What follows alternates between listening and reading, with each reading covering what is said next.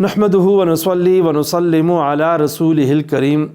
خواتین کے لیے بھی جائز ہے کہ وہ جا کر ووٹ ڈالیں، البتہ اس کی بہت ساری شرائط ہیں، ان شرائط کا لحاظ رکھنا ضروری ہے۔ اصل حکم تو خواتین کے لیے یہی ہے کہ اپنے گھروں سے نہ نکلیں۔ وقرن فی بیوتکن ولا تبرجن تبرج الجاہلیۃ الاولی۔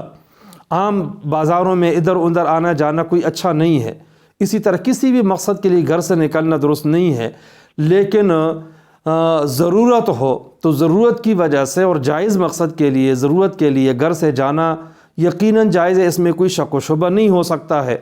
تو ووٹ ڈالنا بھی ایک ضرورت ہے، کیونکہ یہ شہادت بھی ہے، وکالت بھی ہے، سفارش بھی ہے، لہٰذا اس کے لیے جانا جائز ہے، لیکن کئی شرائط ہیں۔ پہلی شرط یہ ہے کہ ان کا آنا جانا باپردہ ہو، بے پردگی کے ساتھ نہ ہو۔ نمبر 2، بناؤ سنگار خوشبو وغیرہ لگا کر ان کا جانا ٹھیک نہیں ہے، یہ منع ہے۔